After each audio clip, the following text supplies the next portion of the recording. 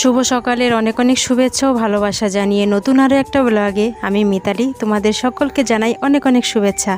কেমন আছো বলো? আশা করি সকলেই যে যেখান থেকে আমার ভিডিওটা দেখছো খুব খুব ভালো আছো। তো তোমাদের ভালোবাসা ও ঈশ্বরের আশীর্বাদে আমরাও ভালো আছি। দেখো সকাল সকাল কথা বলতে গিয়ে কথা জড়িয়ে যাচ্ছে। তো যাই হোক, সারাটা দিন সঙ্গে থাকো, দেখতে থাকো। আশা করি তোমাদের আজকের ব্লগটাও ভালো লাগবে।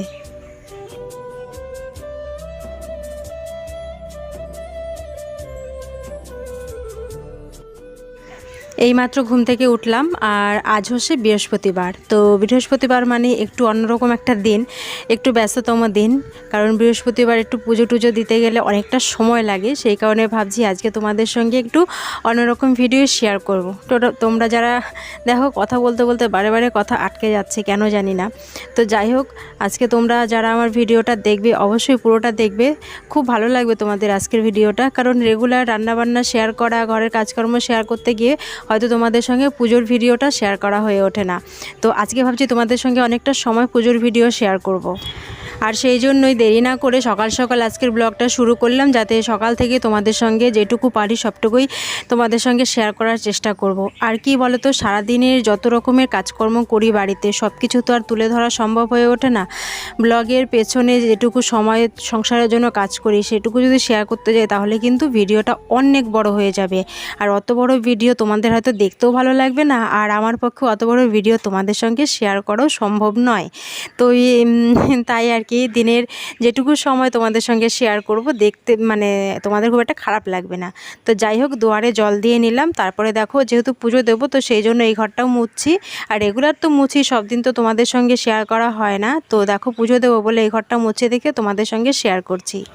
আর দুষ্টুরও স্কুলের টাইম হয়ে গেছে, ওকে যাব স্কুলে দিয়ে আসতে। কারণ ঘড়ির কাঁটা এখন কিন্তু প্রায় 9:45 বেজে গেছে। তো ঘরটর মুছে ওই যে দুষ্টুকে যাব স্কুলে দিয়ে আসতে। তো চলো, পরে রান্নাঘরে ঢুকবো, আগে ওকে স্কুলে রেখে আসি।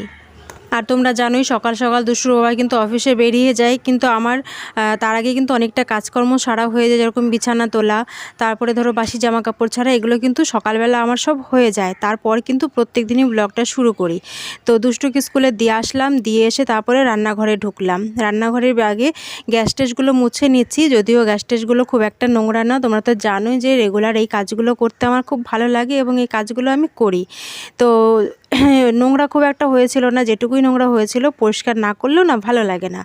আর রান্না করতে এসে যদি একটু নোংরা চারিদিকে দেখি কেমন যেন লাগে, সেই কারণে কিন্তু প্রত্যেকটা দিন রাতে কিন্তু আমি পরিষ্কার করে রাখি, প্লাস সকালেও কিন্তু আমি পরিষ্কার করি। আর আজকে বাসনপত্র সেরকম কিছু খুব একটা বেরোয়নি, কারণ রাতেই সমস্ত বাসন মেজে রেখেছিলাম। শুধু এই গ্যাসের জুগগুলো, যেহেতু রাতে ভাত হয়েছে, তো গ্যাসের জুগগুলোর মধ্যে না ফেনা পড়েছিল, তো সেই কারণে ঝিকগুলো একটু মেজে নিচ্ছি। আরও একটা সত্যি কথা কি জানো তো, মন থেকেই বলছি, কারণ বৃহস্পতিবারের ভিডিও করতে না আমার খুব ভালো লাগে। কি জানি কেন, সপ্তাহে 7টা দিন, 7টা দিনের মধ্যে কিন্তু 7 দিন না হলেও আমি কিন্তু 5 দিন ব্লগ করি। আর এই 5 দিনের মধ্যে আমার বৃহস্পতিবারের ব্লগটা করতে সবচাইতে বেশি ভালো লাগে। কেন ভালো লাগে সেটা তোমাদেরকে বলি। বৃহস্পতিবার যেহেতু পুজোটা একটু অন্যরকমভাবে দিই, আর সেই জন্যই বৃহস্পতিবারের ব্লগটা করতে আমার সবচাইতে বেশি ভালো লাগে। তো অবশ্যই তোমরা কমেন্ট করবে কিন্তু আজকের ব্লগটা তোমাদের কেমন লাগছে। তো দেখো, সমস্ত কাজবাজ সেরে নিয়েছি, এবার করে নেব ব্রাশ করে নিয়ে তারপরে একবারে কিছু কাচাকাচি আছে সেই কাচাকাচিগুলো করে মেলে নিয়ে তারপরে একবারে স্নানটা করে নেব। আর আমার যেসব বন্ধুরা আমার ব্লগ দেখো, যারা নতুন আছো বা আমার আজকের ব্লগটা নতুন দেখছো, প্রথম দেখছো, তো সেসব বন্ধুদের উদ্দেশ্যে একটা কথাই বলবো, প্লিজ একটা লাইক করে চ্যানেলটিকে সাবস্ক্রাইব করে নিও। কারণ তোমাদের একটা লাইক, একটা কমেন্ট আর একটা সাবস্ক্রাইব মানে আমার অনেকটাই আনন্দ লাগে। তো তোমরা এইভাবে সাপোর্ট করছো, সেই জন্য আমার খুব ভালো লাগছে।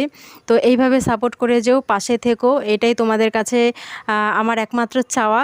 তো অবশ্যই তোমরা এইভাবে আমাকে সাপোর্ট করো, আমি যাতে আরও অনেকটা দূর এগিয়ে যেতে পারি। তো দেখো, আজ তো আর শ্যাম্পু করব না, কারণ গতকাল আমি শ্যাম্পু করে নিয়েছিলাম। আর মাথাটা না মানে কি জানি না কেন 2 দিন বাদে বাদে এরকম হয়। তেল আমি খুব একটা মাথায় দিই না, কিন্তু যখন দেখছি যে আর পেরে উঠছি না, মানে মাথাটা প্রচণ্ড পরিমাণে মানে কি কেমন যেন একটা লাগে, অস্বস্তি লাগে। তো সেই কারণে না তেল না দিয়ে থাকতে পারি না। তো এই তেলটা আমি যেটা দেই আর কি, নিহার তেল, যেটা এখন মানে রেগুলার সবসময় সবাই দেয় বাড়িতে। তো সেই কারণেই আমার জন্য আলাদা কোনো তেল আমি এখন আর আনি না, কারণ তেল মাথায় খুব একটা আমার দেওয়াই হয় না। তো একটুখানি তেল দিয়ে নিলাম মাথার তালুতে, কারণ তালুটা না প্রচণ্ড পরিমাণে যন্ত্রণা করছিল। তো চলো তাড়াতাড়ি করে স্নানটা সেরে নিই। স্নানটা সেরে টেরে নিয়ে তারপরে পুজোর জোগাড় করতে হবে। তো চলো দেখতে থাকো।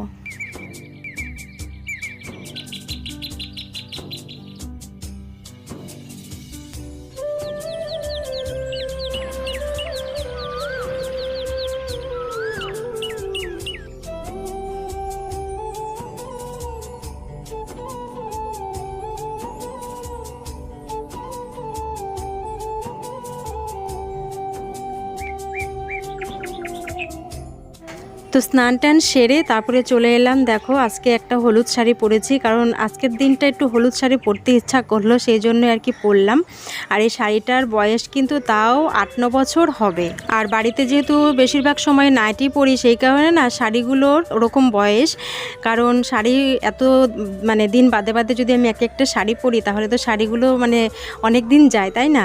তো দেখো আলতা টালতা পরে নিলাম, তারপরে গাছ থেকে ফুল তুলে নিচ্ছি। আর আজ না গাছে একদমই ফুল কম, কয়েকটাই অপরাজিতা ফুল, আর পাশের বাড়ি থেকে আজকে কয়েকটা আবার শিউলি ফুল তুলে এনেছি। আর আজ যেহেতু বৃহস্পতিবার, দুব্বা নিয়েছি, বেলপাতা নিয়েছি, আর তুলসী পাতা তো এগুলো প্রতিদিনই লাগে, তাই না? তো চলো ফুল টুল আমার সব তোলা হয়ে গেল, আর এদিকে আমি ঠাকুরের বাসনও সব মেজে নিয়েছি।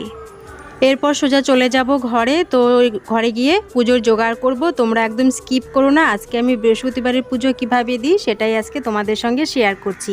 প্রথমেই দেখো সমস্ত ঠাকুরের স্নান করিয়ে নেব বা মুছিয়ে নেব, তারপর সিংহাসনটা মুছিয়ে নিয়ে তারপরে পুজোর কাজ শুরু করব। তো চলো দেখতে থাকো।